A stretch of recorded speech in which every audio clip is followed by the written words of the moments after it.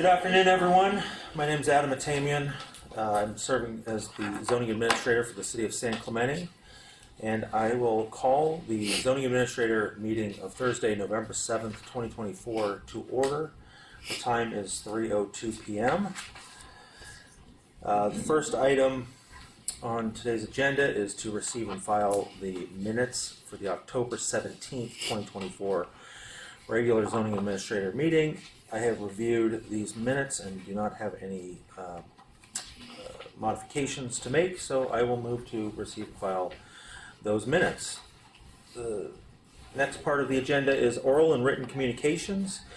Are there any members of the public who are here to speak on an item that is not on the zoning administrator agenda today? All right, seeing none, I will move on to our public hearings. We have two public hearings today. The public hearing process includes a staff presentation, a presentation by the applicant not to exceed 10 minutes, and public testimony not to exceed 3 minutes per speaker. Following closure of the public hearing, the zoning administrator will respond to questions raised during the hearing, discuss the issues, and act upon the matter by motion. Our first public hearing is a development permit at 1817 Calle de los Alamos, and I will turn the time over to project planner Jessica Gatney. Thank you. Good afternoon, everyone. I'm Jessica Gatney, assistant planner in the planning division with the applicant, presenting public hearing project 24-474, a request for a development permit to allow a 27 square foot addition on the first floor of a 2,405 square foot single-family residential home adjacent to a historical home. The project scope also includes a major remodel of the first floor, a new exterior material scheme, and a new second floor deck with exterior stairs to a new roof deck. In addition to this proposal, two other ongoing projects are planned at this location, including a pool spa project and an in-concept ADU, which have been approved. The property is located at 1817 Calle de los Alamos. It is zoned residential low and coastal zone, and it is in the coastal zone categorical exclusion area. The subject home abuts a historic home at 1815 Calle de los Alamos, which is a distinctive example of Spanish colonial revival style in San Clemente. The proposed addition would enclose an existing covered patio off of an existing bedroom, allowing for a larger bedroom and an additional bathroom.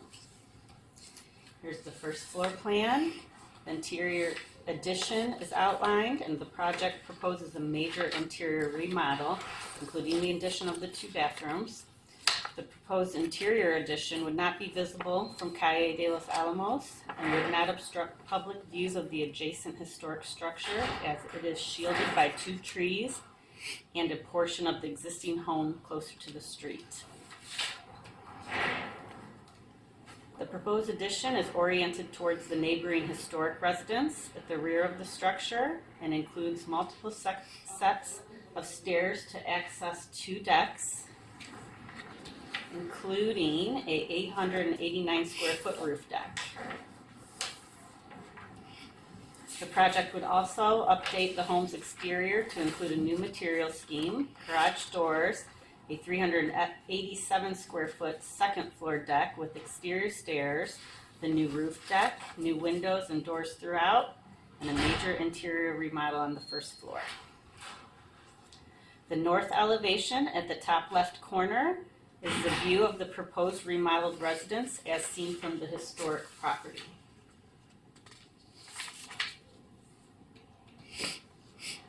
This property has 3 separate projects ongoing. In addition to this project, a permit for the new pool has been issued and construction has been begun. And an in-concept plan for the ADU has been approved to be located in the front of the primary structure. This slide is for the topographic survey.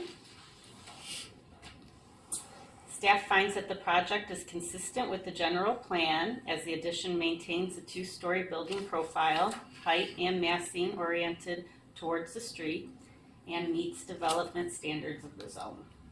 The project complies with the residential low zoning standards. There is no change to the building footprint.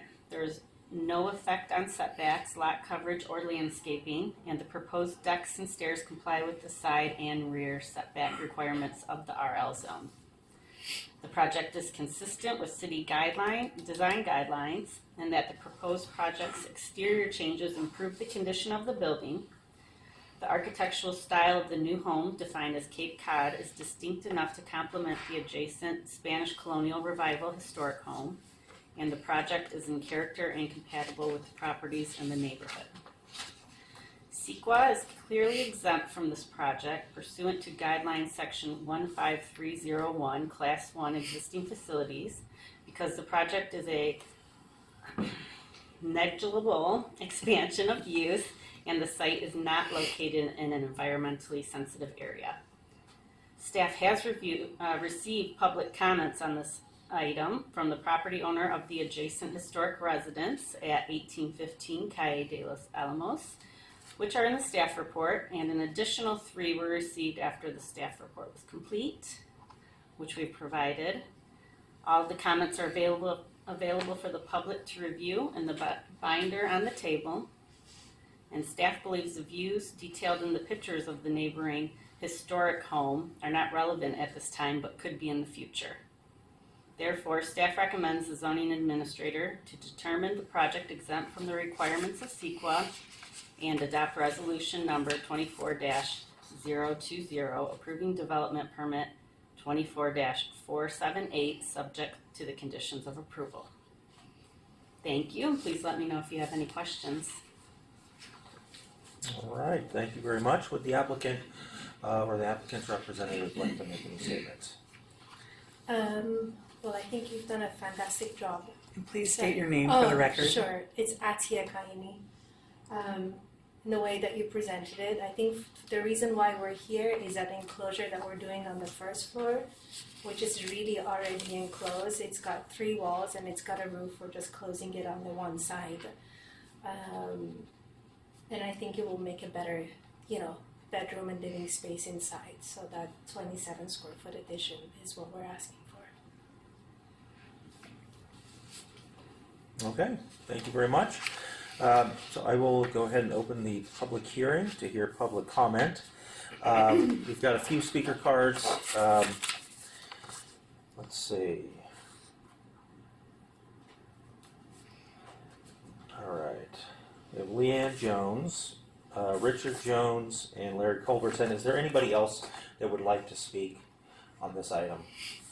Hearing not, I will go in order of cards. Leanne Jones. My husband would like to go first. All right. Richard Jones, I'm assuming that's And do I move somewhere else, or? from there is perfect. Okay. Our mic will Thank pick you. it up. Thank you for hearing from me, and thank you for helping me, Richard, I go by Rick, and my wife Leanne. We bought the house in 2018, because we lived 3 doors down in 2021 on the same street, and my wife was in love with the Spanish home, and thankfully she bumped into them. They didn't live in it full time, and she told them that we're not brokers, we're not flip it or anything, that we live 3 doors down, and we would love to buy your house. She didn't tell me that, she told them that. And they called a month later and said, we'll sell it to you. And it's been the most beautiful home. We get hundreds of compliments, and we get compliments of an issue that is before us today, and it's the staircase and the view from the city street by neighbors, by everyone, to see that. And let me just tell you, the ADU, I don't have a problem with ADUs. If every house on my street wants an ADU, God bless them, they can have them. But for us, our concern is where it's located in light of what happened with the city. So we've been building the house for 4 years. We moved out of the house for over 3 years, and just moved in June back in. And long story longer, during the process of building, I had a love for I almost bought it, the mortuary on Coast Highway, and its staircase, and so, outdoor staircase. And so I proposed that to be the change for our house. And the city came back and said, absolutely not. What you have looks like crap, but it also could be beautiful if it's done again. And at first I said no, and then I always give in, and I give in, and the new, or to redo it the way it looked, it costs us a lot of money. $5,000 more in the drawer, $17,000 just for the wood. That doesn't include being painted or put in, and we did it. And thank God we did it. The city was right. It looks amazing, and we love it, and we want to keep it so that everyone walking by, driving by, that happens, I mean, weekly. We get compliments of how beautiful it is to look up at and see our Spanish house, and we really appreciate. And I'm glad I didn't get, not willing to pay the extra money. We probably spent 30 grand more for that, on top of what I wanted, and I love it. I really do. And also just want to let you know, we're really nice. We've lived in here. She grew up here when she was born. I moved here since '76. I want to know my neighbors. I want to love my neighbors. I want to be friendly and help my neighbors. I'm not trying to be a jerk. I'm not trying to not get them an ADU. And so in February of this year, I wrote, let me put my glasses on. Jonathan Lightfoot. Yeah, Mr. Lightfoot, wonderful guy. I don't know if you guys know him, but if not, he's amazing. He's so cool. And I wrote him in February, and I said, hey, I think the house next door, they're gonna put an ADU in. I don't have a problem with that. But you did such nice stuff for us with that staircase. We'd like to make sure that that doesn't get lost. And he said, well, that's not before us. Back in February, they're only putting in a pool. And so there is some reference to the ADU again. I don't have a problem with the ADU. I think it needs to be moved south. They put in a huge pool. God bless them. We put in a pool, same builder. He's a great man. He's expensive, but he's great. He'll build you a beautiful pool. But And if I could just ask that you wrap up your comments. Yeah, I'm here's trying to my limit them to 3, but I I'm think, more than happy to listen. look, it could be convenient or it could be a coincidence, but I think to ask for the pool in that area and then now ask for the side in this area, there's going to be, as we see in the picture up there, they want the ADU that blocks what the city wanted and what we want to keep. And so I'm just here to just say, move it in front of their driveway or move it on top. Do anything, but please remember that you asked us to keep the view for the city and for us, and we agreed. We spent more money, we love it, and we want to keep it. That's why I'm here. I appreciate your comments. Appreciate Thank if you. I went over, I'm sorry. Of course, not a problem. Leanne? I'm Rick's wife, and so back when we were in the planning stages, we did meet with the city, and they did request that we rebuild the staircase as it should have been originally, because it was viewed, there was a public view from the street, and that was the primary reason. They wanted matching balusters with some other balconies that we have in wood.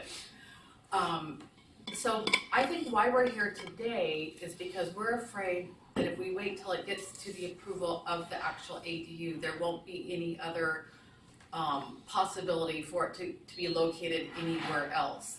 The backyard has already been taken up, which, I mean, would have been it's a big backyard. The ADU would have been a possibility, but if they keep moving forward, then it's gonna really limit the options for the location of the ADU. And I understand that ADUs have a lot of rights under the California state law, but I feel that, well, I know from what I've researched that historical homes have a lot of protection as far as laws, federally and state. And my house is registered on the California State Historical Resource, and I just really hope that the city will take into consideration. I mean, housing needs will come and ebb and flow, but once we also have historic windows that are going to be covered up. Once the view of our staircase and the entire side of historic windows, which are restored, there's no coming back from that in the future. So I just hope that the city will really give this some serious thought. And as I said, the reason I'm bringing it up now, because it's not to the point of no return where there's no other location, possible location to place an ADU. We are not opposed to them having an ADU at all. And that's basically it. Thank you. Thank you very much. And Larry Culbertson. My name is Larry Culbertson. I represent the Sacramento Historical Society, and we're concerned with any adverse effect that construction has on the historic resources. And this was called to my attention by Rick and Leanne a week or so ago. I did not know about it before. And from my looking at it, it is extremely unfair, since the city insisted that they restore that staircase because it is in the public view. And now to have it covered up, it's just wrong. That diagram that you showed that showed the positioning of the ADU, that was not part of the report, was it? Today's report? Was it? No, it was not in the staff report. And this is not a conversation back and forth. You can just direct your comments, and I will ask It staff. doesn't seem proper that you do not have the ADU on this, because that will definitely influence this project. And you're not showing something that's already been approved, apparently. It's gone on to coastal, if I understood. But it seems like that should have been part of this presentation, where it's going to be located. But I would urge you to try to get them to relocate that somewhere where it's not going to obstruct the view of this incredibly restored historic staircase. All right. Thank you for your comments, and thank you everyone for everybody's Can I comments. just say one other thing? Please. You have minutes. I went back and researched minutes from the city where they requested that you change the staircase because of the public view. Yes, So just to absolutely. Thank you. Okay, so let's see, a couple initial thoughts. I do know Jonathan. He is one of my managers on the Community Development Department. He oversees our planning division. He's our city planner. He was our original planner on the project. Yes. Until he left, until he got a new job. Yes. So I am familiar with this area. I did visit the site to look at the subject site of this application. I'm also familiar with your project. There were, Jonathan, I believe was the original planner processing this. Through the construction process, there were some modifications that were made, and you were working with Christopher Wright on those. I was the city planner at the time that Christopher was working on that, so I worked with Christopher to review your requests for those little modifications and to help you get that project going. So I'm familiar with both your property, and I'm familiar with the subject property. I have reviewed the staff report, the proposed resolution, the plans, the materials sheets, and the public comments that were submitted prior to the publishing of this report. And I did look over these briefly before the meeting started, and I thank you for providing all this information. So, to begin the discussion, couple items of clarification. The issue at hand right now is the items related to the project that require a discretionary review, meaning a public hearing to approve. The ADU is not one of those items. While there is an application for an ADU that was approved for in-concept review, which then goes to the Coastal Commission for their coastal development permit or whatever process they require for approval. It's not going to be included in this application because it's not germane to the subject here. All that, under the authority of the zoning administrator, the only thing I can look at are the items that are specific to the development permit request being made, which is the addition and the exterior modifications to the building. With that said, I understand your concerns, and I would like to facilitate a conversation if that's possible, but it just cannot be as part of this specific application before me now. So let's see. We'll go through this application here. I do have a few questions. So the development permit application process requires design review for development permits that are reviewed by the Planning Commission and the City Council, not by the zoning administrator, unless the zoning administrator recommends that it be reviewed by the design review subcommittee. Looking over the materials, and I'll start with the materials, I don't see anything in here that is especially concerning as far as a potential impact. The architecture is basically maintained, but the facade is being updated as visible from the street. However, I do have one question on the fascia that's being proposed. Is a brushed aluminum. Is there another material that you would be more comfortable with other than brush material? Something maybe a little bit more earth tone? And I say that because I can see the brushed aluminum actually being an impact on the next door historic resource. It's a little bit jarring. I don't know if a dark anodized bronze color would work, or if you'd be comfortable with a condition of approval that just requires a fascia that is either metal or wood and an earth tone. Sure. Something like that? Okay. The reason why we picked that color, it was actually, there are a few examples, I didn't bring any photos, but it's actually, it doesn't really stand out and it doesn't really frame the house, so it actually minimizes the massing of the house rather than doing it dark on top. That's why we picked that color. So we can certainly change it, no problem. So I don't know that a dark color is needed, but like a light tan color or something else I think would be a little bit less. While I appreciate the description in the staff report that the proposed project doesn't detract from the historic resource in that it is distinct and not trying to copy anything, that material I think is a little bit too distinct. Okay. So that was one comment. As far as the project itself, the only addition in terms of interior space is 27 square feet, and it's on the back. It's essentially in the middle of the lot. The deck. There's currently a patio structure. A covering that's there right now, and that is proposed to be replaced. Correct, and extended. And create a deck there, and from that deck, there's a stairway up to the roof deck. Correct. Okay. All right. So I don't. And the roof deck sits behind the ridge that they currently have. Yeah, so you it's can. all the way in the back of the house. Correct. So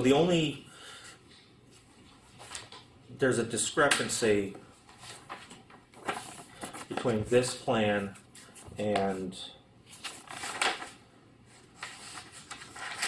this, and it might just be the perspective on it. But the deck is entirely behind this ridge. Correct. However, you would see some of the railing a little bit of the railing from kind of the side. Otherwise, the roof deck is hidden from the street. Correct. Okay. Correct. All right. The roof deck is also, I'll say, has quite a bit of distance between it and the side property line, in that it's on top of the existing home.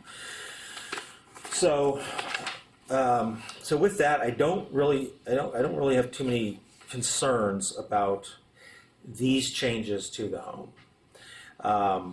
The pool permit has been issued. Is that correct? Correct. Okay. And then as far as the ADU, maybe you could just explain, it's not a subject of this application, but do you know if the property owners have had any communication with I don't think that the you guys neighbors? haven't talked. And I was wondering, is this the staircase you're referring to Yes. in Yes. the back? Okay. Just so that you know, the ADU that's going to be proposed, it's 1 story. It's nothing, I think it's even probably around 400, something very small. I think they need to speak with you because I personally respect the heck out of Spanish design and the historic home that you have. I think, I know the ADUs are exempt from this sort of conversation, but I think it needs to be a friendly conversation between neighbors for sure. And I know that the in-concept review has been completed. I don't know where it is in terms of the application for the Coastal Commission. We actually just mailed it yesterday. Okay. While nothing can be required, I would definitely encourage some communication with the neighbors Yeah, about. and that's something we can facilitate if you Yeah. can get your information. And I don't. Can you go back to the slide that actually shows where the ADU is being proposed?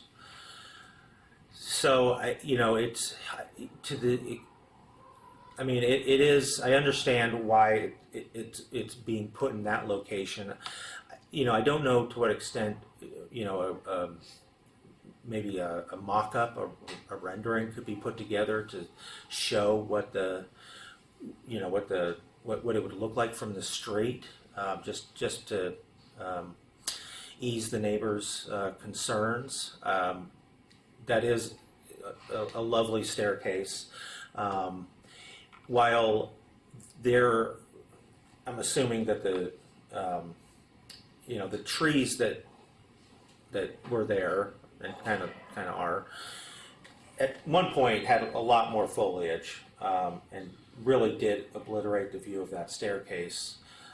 But I'm not exactly sure, just looking at this plan, exactly what the impacts would be between kind of what the front landscaping historically looked like versus what it will look like after the ADU. But I think that might calm some fears by being able to see that. And I don't know what kind of view corridor is created between the existing historic house and the ADU. But if information could be passed on to the neighbors, to just to better educate them about what the impact of the ADU would be, that would be appreciated. Keep in mind the Coastal Commission process. Do these generally get approved with a letter of exemption or a waiver, or are they going through a full CDP? Generally the ones on inland properties with no major changes to the structure and no big parking deficits get approved with a waiver of permit requirements, which takes about 3 months. It is discretionary, so you could speak with the Coastal Commission about any issues too. Yeah, so in this case, state law precludes the city from having discretionary authority, but it does not preclude the Coastal Commission from having that authority. So you could discuss this application with them and provide your concerns as far as that's concerned. However, I think a discussion with the neighbors may help to assuage some of these fears beforehand. Yeah. All right, so I'll look over this, make sure. All right, so as far as the project itself is concerned, I can concur with staff's findings, with the exception of the use of brushed aluminum. The project, and I will go through the findings here. Yep. I agree that generally the project is consistent with the general plan. The project does comply with zoning regulations. The project is consistent with the city's design guidelines in that the project proposes to improve the existing architecture, and I think it actually will make it more consistent with the general, I'll say, color palette of historic homes. The proposed development itself will not be detrimental to public health or safety. Everything will be done with proper permits. And then for the final findings, the proposed project is in character and compatible with properties in the neighborhood.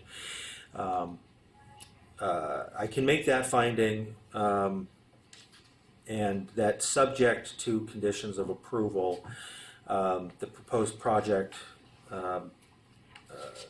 as far as this development permit is concerned, will not have negative visual or physical impacts upon the neighboring historic structure for the reasons that were listed. So I will close the public hearing and move to determine the project is categorically exempt from the requirements of CEQA pursuant to CEQA Guidelines Section 1 and adopt Resolution ZA 24-020 approving development permit 24-478 subject to the attached conditions of approval with the with an additional condition added.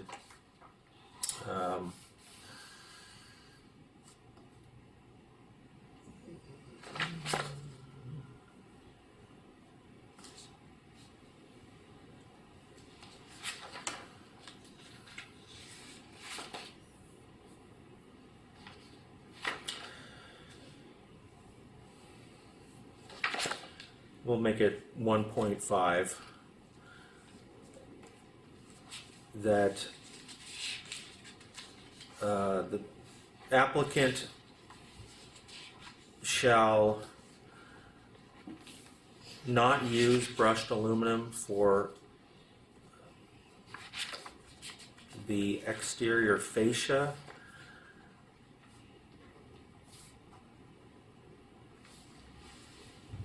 but shall use a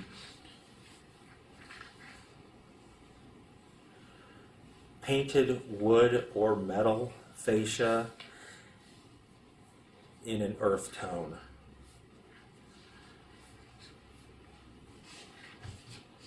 In a light earth tone.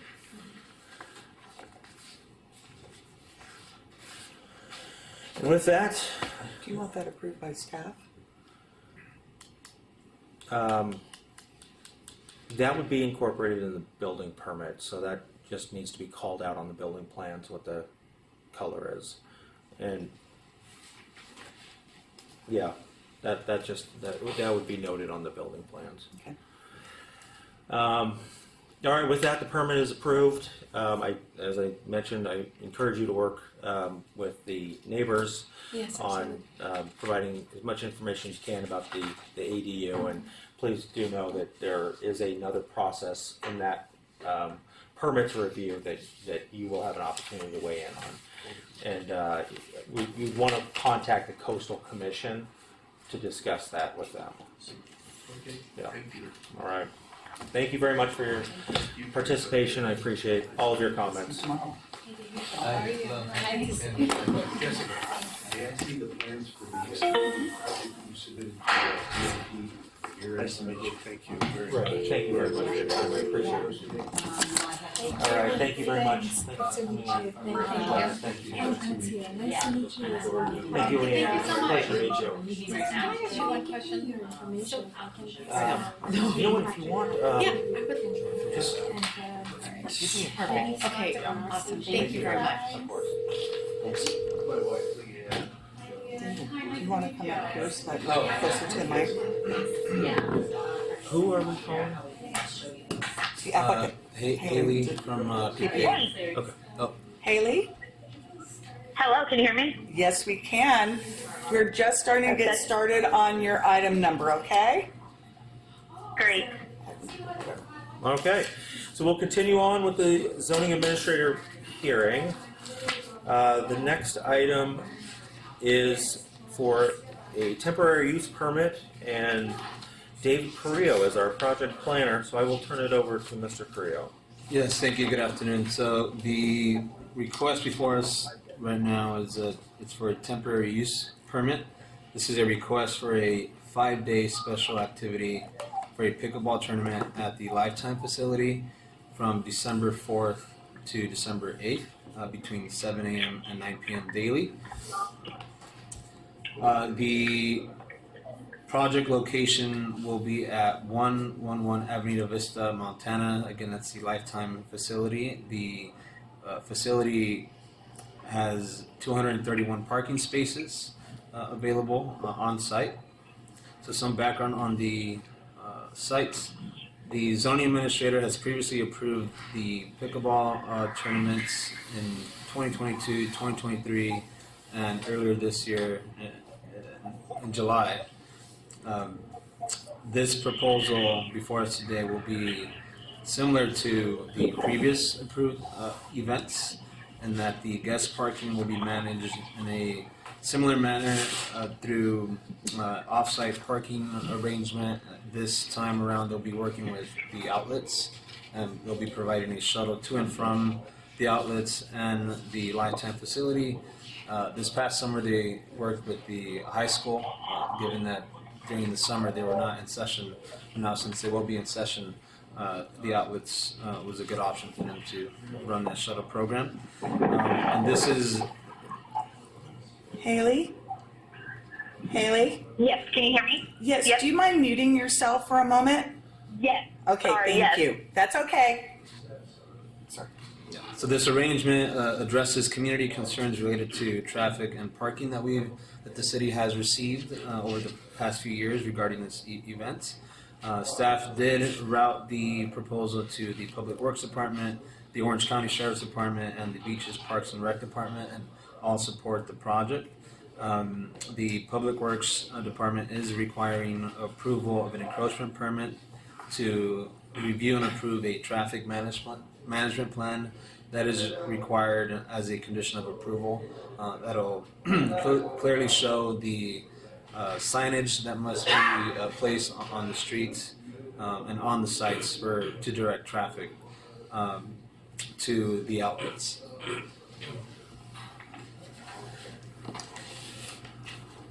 So a little bit more on the actual event. The Lifetime members will continue to use the on-site parking lot, which will be monitored by Lifetime employees.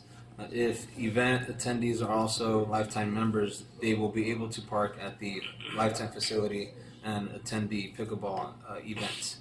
So the off-site parking that is provided again at the outlets, and there's an additional site, the Clarence Lobo Elementary School.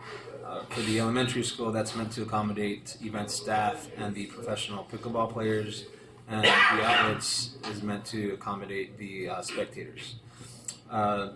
There is a condition of approval that requires that the PPA, which is a pickleball tournament host, to inform registered guests via their website that there is off-site parking required, so that they can proactively and prior to arriving at the Lifetime facility can access the outlets without creating any more traffic impacts in the nearby neighborhood. So this event results in a total of 12 special activity days in the year 2024. at the Lifetime facility. This includes the events that were approved back in the summer, where the code limits special activities to 24. So they are in full compliance with the allowed number of days for special events. Again, the Beaches, Parks, and Rec Department did review this, and they confirmed that there are no private or public events scheduled at the Rancho San Clemente Park, which is a park down the street from Lifetime, therefore not creating any conflict with the proposed events. So Lifetime did receive entitlements back in 2016, and the pickleball event will remain in compliance with that. There will be alcohol served per the entitlements, which would be offered through the Life Cafe operation part of the facility. So staff is in support of the permit and has determined that the project meets required findings as outlined in the resolution, and recommends that the zoning administrator determine the project is categorically exempt from CEQA and approve or adopt resolution ZA 24-021 approving the temporary use permit. And that concludes my presentation, and we have the applicant's team available for any questions. Thank you, Mr. Carrillo.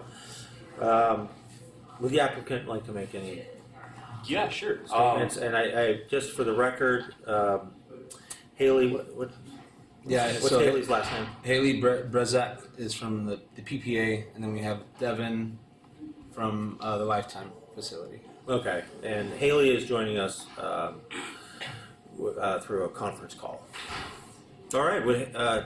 Yeah, Either- I'm Devin Samtani. I was actually the GM at San Clemente for the 2022 and 2023 tournaments. I believe I've connected with you, all of you, at some point. Brianna Stevens, the GM, is out of the country, so she asked me to step in. I was like, perfect. I'm very familiar. Yeah, we're obviously really excited for the tournament. It's obviously a really special opportunity for the city of San Clemente. And so I think the biggest thing that it sounds like we've already really gotten ahead of is just ensuring that all of the attendees of the tournament receive clear communication as they're getting their tickets, that they know that parking is off-site. That's always been the big topic every time I've attended these meetings. And I feel as long as we've done that, that's always been the big component, because I think it was the first tournament back in 2022. Of course, when you have verbiage, people will still come over, and nothing we can do to control that there, but the more apparent that we make that, the better, in order to ensure that we avoid congestion. So obviously Haley can kind of speak to what that looks like, but I just thought I'd kind of throw that one out there to make sure that we all feel good about that. And then the other piece that I know we've really improved on over the years has been just how we've navigated traffic, in ensuring that everybody knows where member parking is, and also communication on that end as well, where if someone didn't read the verbiage when they purchased the ticket, having clear communication as they're pulling in, to be able to see that the event parking is at the outlets of San Clemente. And so I haven't been fully caught up to speed, but I figured I'd just kind of throw those things out there and allow Haley to speak to how we're going to handle those logistics.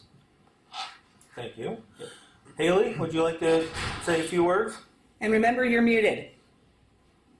Yes, I don't have much to add. I think our June event went pretty well. We had a couple notes from some residents and some city members on some traffic items that we will be sure to get placed in time this go around. But we're excited to come back. It's our finals event, so all of our players and all of our staff always look forward to this one, and it's a little bit more quaint than the rest since we have a select few players who get to participate. But any questions, I'm open to. All right, thank you very much. So I will open the public hearing, ask if there's any members of the public. I don't see any, but if any show up, I will give them the opportunity to speak. So let's see, I have reviewed these permits previously as the zoning administrator. I am familiar with the permits or the events as they have occurred over the past few years. So I wanted to clarify with staff a few things. For the record, it appears like the only difference between this proposal and previous proposals is that the parking that was at San Clemente High School is now at the outlets. Other than that, the same conditions of approval are being proposed. The same traffic management plan will be required, and that's through Public Works Engineering, and the applicants are aware of that process. Is that correct? Are there any other differences this year? That's or this correct. event, I should say. That's correct. Okay. Let's see. I also, for the record, did receive a letter of support provided by a resident nearby. Lloyd. Oh boy. Yeah. That's nice. I Yeah, know. I believe that his residence is on Maracay, which is 2 or 3. It's. I want to say it's within 300 feet, and we know this because he received the public noticing for it. So I believe he said he was on Maracay, which is essentially 2 streets away from the Lifetime facility, across the street from across Avenida Vista, Montana. Additionally, after the last events, I have received some communications from some members of the public that previously had expressed concerns about the event, saying how much better the last events occurred.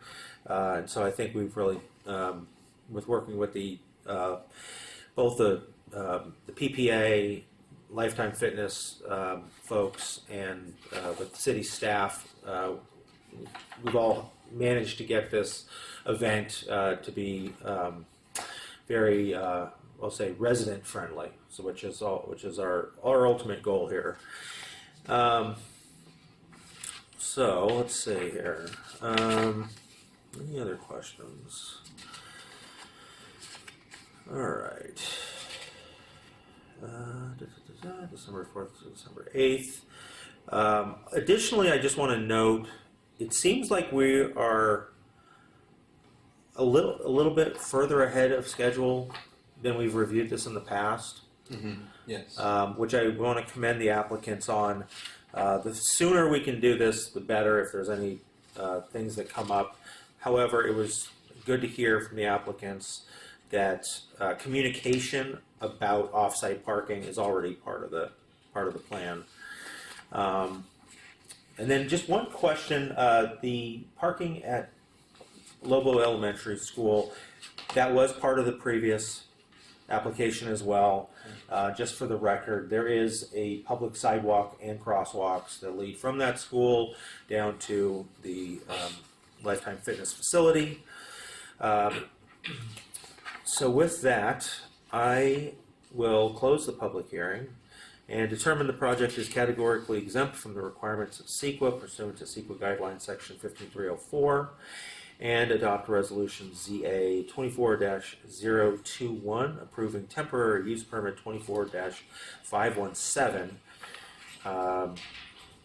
for the 2024 December Pickleball Association Tour Pickleball Tournament, subject to the attached conditions of approval. And that is that. So congratulations, and we wish you the best on another successful Thanks. event. Appreciate it. Thank you. Absolutely. Thank All right. thank you, David. Thank you. Did you want this? Yes, thank you Perfect. so much. Yeah. Good to see you all. Thanks, Haley. All right. So going through the rest of our agenda, we have no new business, no old business, Good to see you. Thank you very Yeah, much. appreciate it. Take care. And so I will move to adjourn this meeting to the next regular meeting of the zoning administrator to be held at 3 p.m. on Thursday, November 21st, 2024 at the Community Development Department, first floor community room, 910 Calle Negocio, San Clemente.